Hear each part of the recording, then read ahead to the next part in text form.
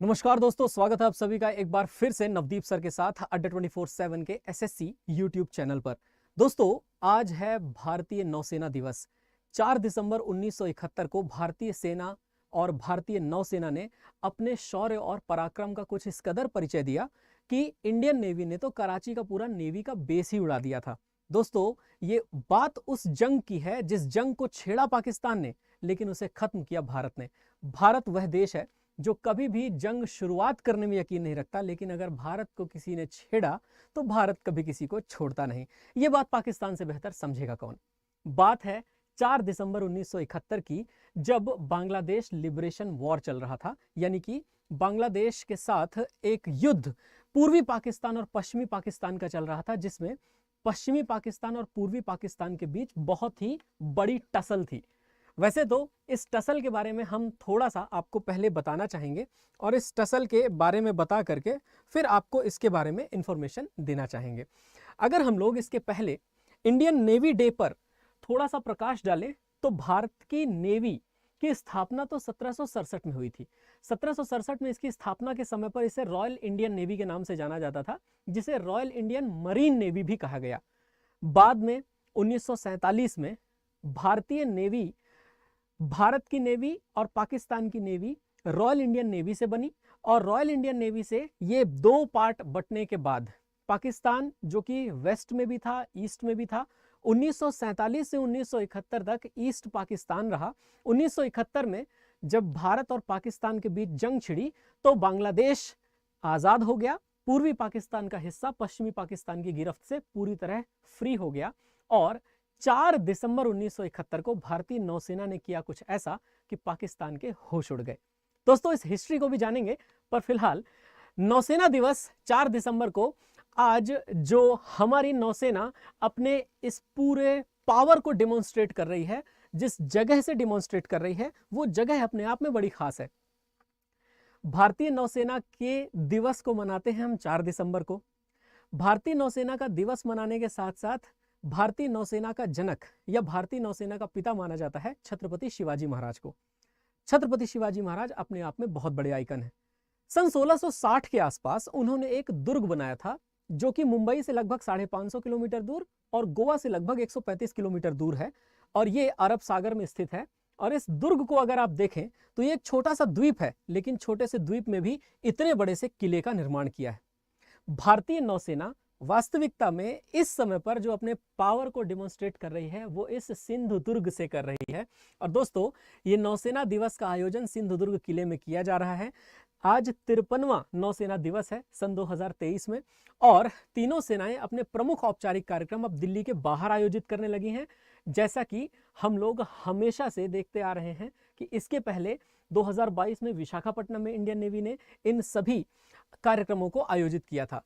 दोस्तों, प्रधानमंत्री मोदी ने यहां एक बात कही, और वो बात अपने आप में काफी ग्रेविटी रखती है। जलमेव यस्य बलमेव तस्य।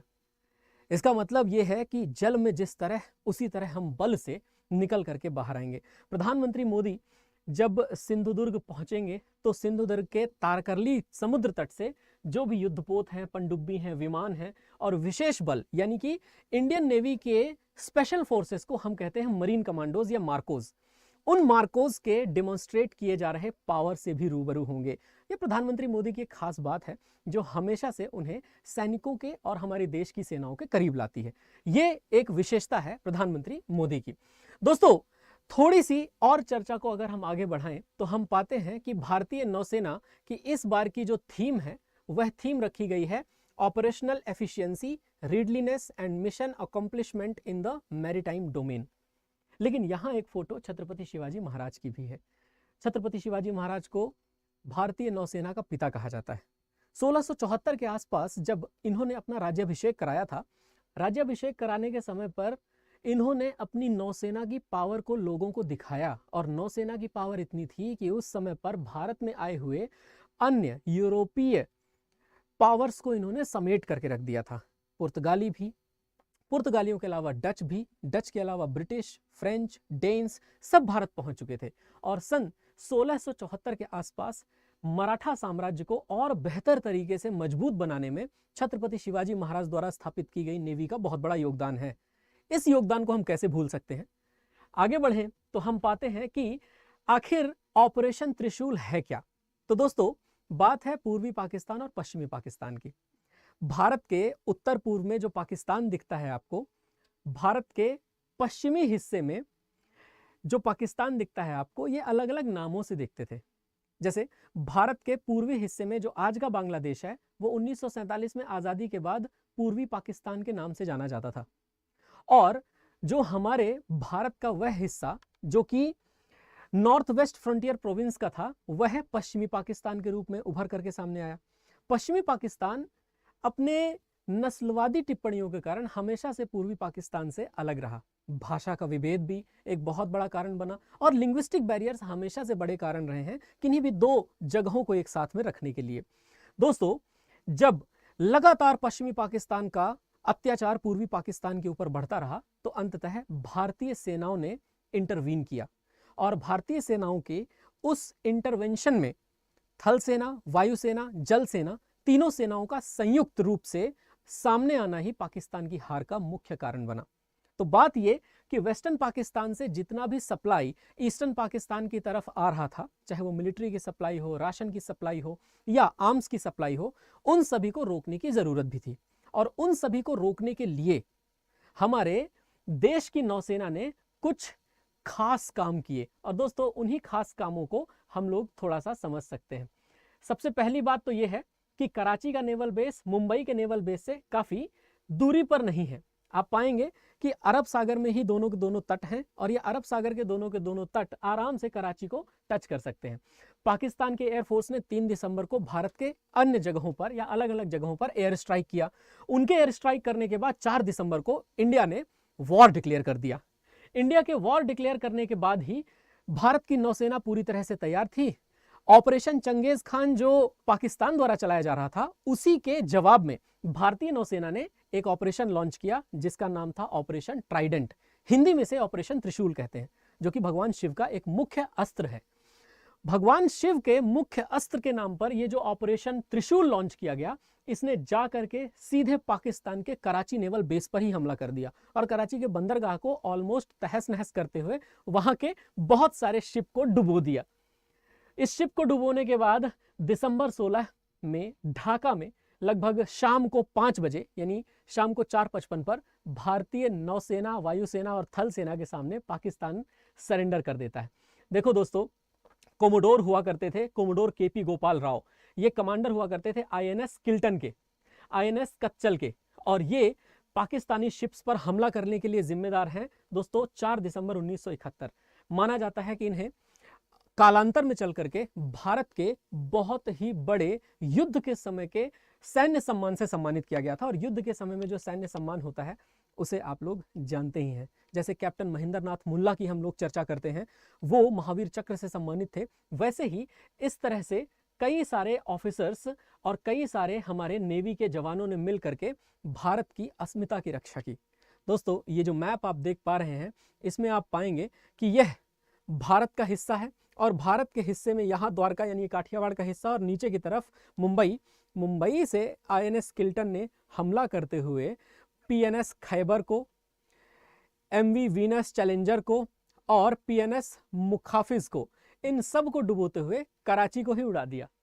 और 4 और 5 दिसंबर 1971 को तो पाकिस्तान समझ ही नहीं पाया कि आखिर उनके साथ हो क्या रहा है, और अंततः एक हिस्टोरिक नेवल विक्ट्री हुई इस ऑपरेशन त्रिशूल की वजह से ही। भारतीय नौसेना ना कि ऑपरेशन त्रिशूल बल्कि 4 दिसंबर 1971 के अलावा भी कई सारे ऑपरेशंस में इन्वॉल्व रही है, जिनमें से ऑपरेशन किए गए और ऑपरेशन से मालदीव से लोगों को बाहर निकाला गया। ऑपरेशन मालदीव से लोगों को बाहर निकालने के लिए 1988 में किया गया। आप कमेंट करके बताएंगे कि ऑपरेशन का नाम क्या है। ऑपरेशन सफेद सागर चलाया गया हमारे एयरफोर्स द्वारा। जब हमारी एयरफोर्स कारगिल में ऑपरेट कर रही थी, उस समय पर इंडियन नेवी ने भी एक ऑपरेशन तलवार चलाया हुआ था, जो कि समुद्री सीमाओं पर पाकिस्तान को बांधने का काम कर रहा था। और साथ ही साथ जब ऑपरेशन राहत चलाया गया इंडियन नेवी द्वारा, तो वह सन 2004 में जब इंडियन नेवी द्वारा सुनामी से पीड़ित लोगों को सही बचाव करके बाहर निकाला गया चेन्नई में। बहुत सारे ऑपरेशंस हैं जिन ऑपरेशंस को करने के लिए हमारी इंडियन नेवी जानी जाती है, और अपने ऑपरेशनल कैपेबिलिटीज के लिए इंडियन नेवी का तो कोई सानी ही नहीं। इंडियन नेवी की रैंक्स भी ऐसी हैं, और मैं व्यक्तिगत तौर पर भारतीय नौसेना को इतना ज़्यादा पसंद करता हूं कि मैं तो जाना भी चाहता था। बहरहाल कुछ कारणों की वजह से अंततः ना पहुंच पाना भी मेरे लिए हमेशा एक रिग्रेट के रूप में शामिल रहेगा। दोस्तों, भारतीय नौसेना को आइए सलाम करें इस विशेष दिवस पर। भारतीय नौसेना के इस समय पर जो कमांडर इन चीफ हैं, यानी कि भारत की तीनों सेनाओं के कमांडर इन चीफ तो राष्ट्रपति होते हैं, लेकिन भारत के नौसेना के इस समय पर चीफ ऑफ नेवल स्टाफ हैं हरि कुमार जी। आप सभी लोग जानते हैं एडमिरल हरि कुमार जी को। अब आपसे एक क्वेश्चन है कि ये बताएं, भारतीय नौसेना के पहले एडमिरल कौन हुआ करते थे? ये आपके लिए एक बहुत इंपॉर्टेंट क्वेश्चन हो जाएगा। और साथ ही साथ मैं आप सभी लोगों को नौसेना दिवस की एक बार फिर से बधाई देना चाहता हूं। भारतीय नौसेना दिवस के अवसर पर सभी जांबाज नौसैनिकों को हार्दिक बधाई। अदम्य साहस व शौर्य से समुद्री सरहदों की रक्षा करने वाले नौसैनिकों को हम सलाम करते हैं। और मैं हमेशा कुमार विश्वास जी की वो लाइंस दोहरा पाने से अपने आप को रोक नहीं पाता। लिख चुकी है विधि तुम्हारी वीरता के पुण्य लेखे, विजय के उद्घोष गीता के कथन तुमको नमन है। राखियों की प्रतीक्षा से दूर दानव की व्यथाओं, देश हित प्रतिबद्ध यौवन के सपन तुमको नमन है। बहन के विश्वास, भाई के सखा, कुल के दीपक, पिता के व्रत के फलित, माँ के नयन तुमको नमन है। कंचनी मन चंदनी तन आह आंसू प्यार सपने, राष्ट्र के हित कर गए सब कुछ हवन तुमको नमन है। तो नौसैनिकों को सलाम है, और नौसैनिकों को हम अपनी तरफ से श्रद्धांजलि अर्पित करते हैं जिन्होंने भी हमारे देश के लिए अपने प्राणों की आहुति दी। भारतीय नौसेना की दक्षिणी कमान कहाँ है, यह आपके लिए प्रश्न होगा। और दोस्तों, हमारे पूरे अड्डा 24/7 पर अगर आप कोई भी कोर्स परचेज करते हैं और आप उस पर डिस्काउंट चाहते हैं तो ये कोड का इस्तेमाल कर सकते हैं, जो कि है Y263। और कोई भी टेस्ट सीरीज या बुक को परचेज करने के लिए Y263S का इस्तेमाल कर सकते हैं। अगर आपको वीडियो पसंद आई है तो दोस्तों शेयर कीजिए, लाइक करना बिल्कुल मत भूलिए इस वीडियो को, और अपने सभी दोस्तों के पास पहुंचा दीजिए। जय हिंद, जय भारत, जय हो भारत की नौसेना की। और इसका मोटो शं नो वरुणः, may the lord of water be auspicious unto us. जय हिंद।